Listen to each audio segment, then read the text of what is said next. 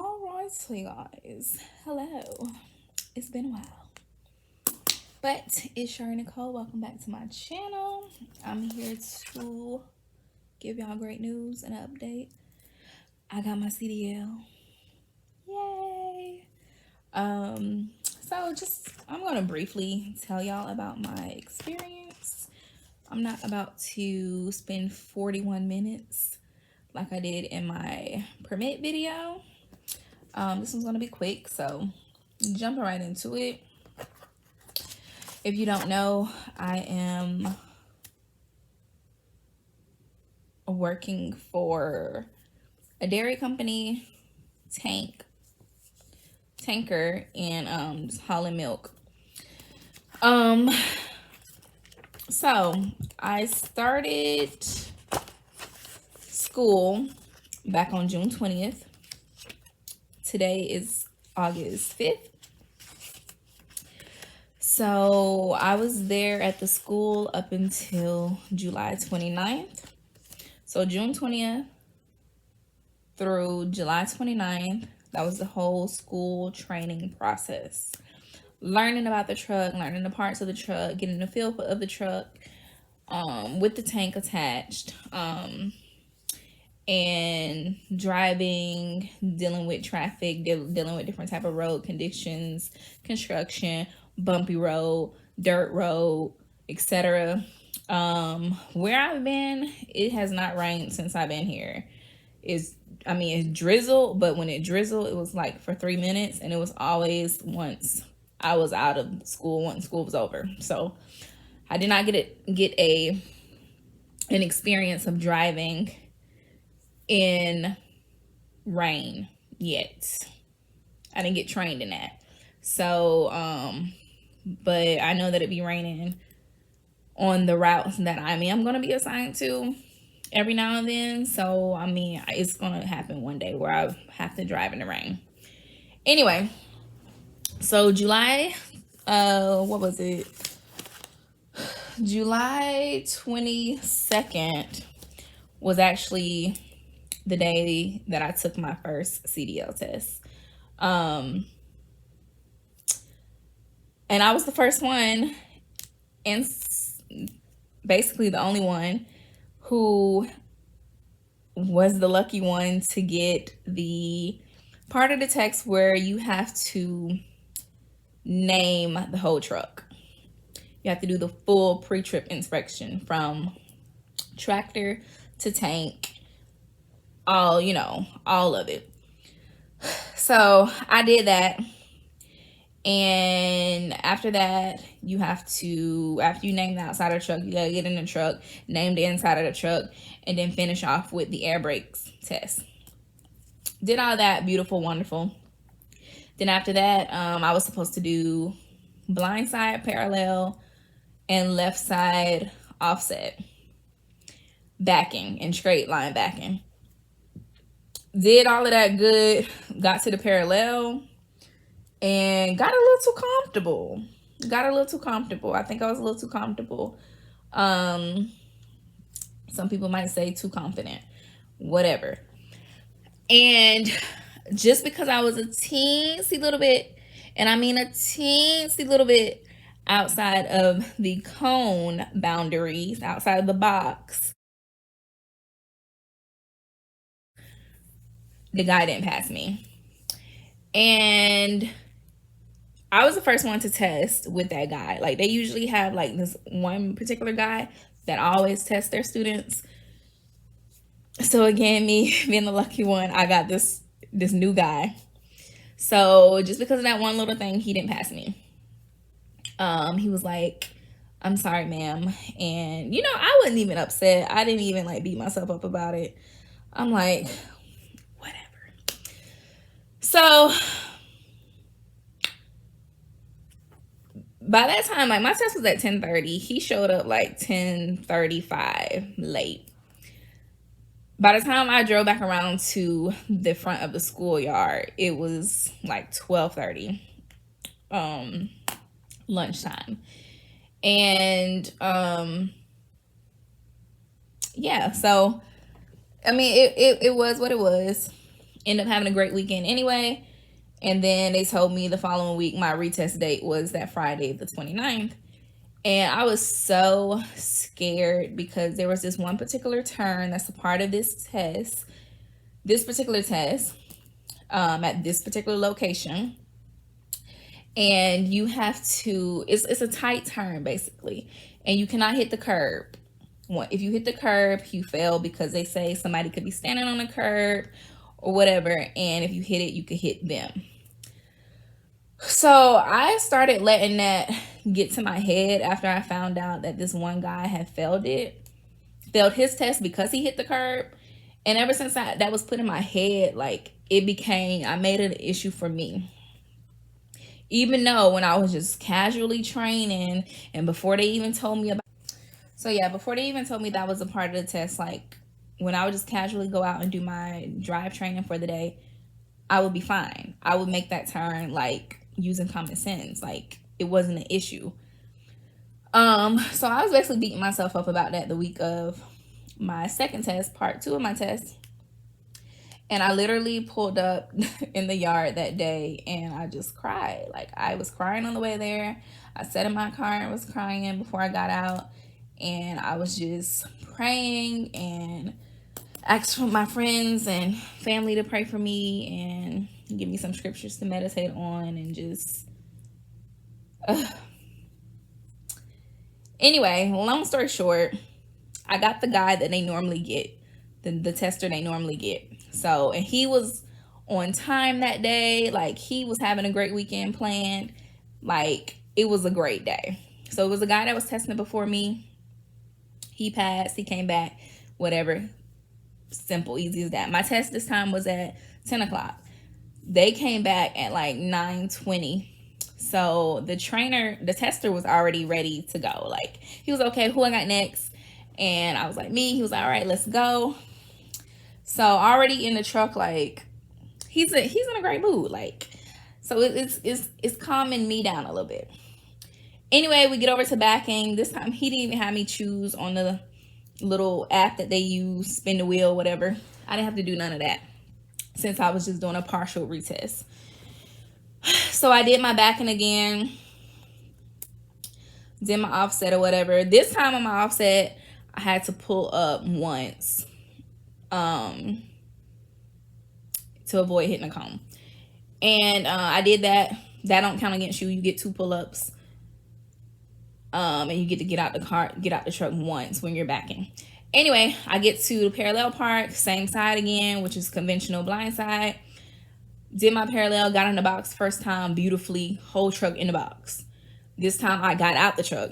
First time I did not get out the truck. I sat there, looked at my mirror and said, I'm good. Even though I was a little bit crooked, my tandems was a little bit out. But this time I was in the box, period. But I got out the truck, walked around the whole thing, make sure I was in the box. He was standing at the front of the truck and looking down the line, and he was like, you gonna blow the horn? And I was like, he was like, you gonna blow the horn? So I got back in the truck, put my seatbelt on, and I blew the horn. And he was like, okay, great. He got in the truck. He was like, that was beautiful. I didn't want you, moving the truck and getting all off track. So now we begin. He read me in the instructions for the road test and went on the road test. And then, like I said, I was scared of that turn. He said, as soon as we get out of the gate, the test begins. So we got to that turn. And I just had confidence in my head. I'm like, on the way there, I was like, I'm going to get this turn. Everything's good. Lord, turn for me. Y'all, that turn was so beautiful. That turn was so beautiful.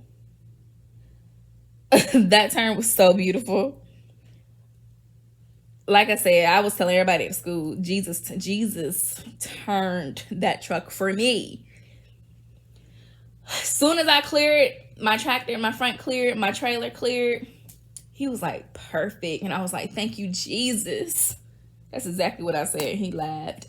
And yeah, we continued on with the test. And basically I passed the test. On the way back, like once all the U-turns and the stuff that he's testing you on was done, we just started having a casual conversation driving back to the school.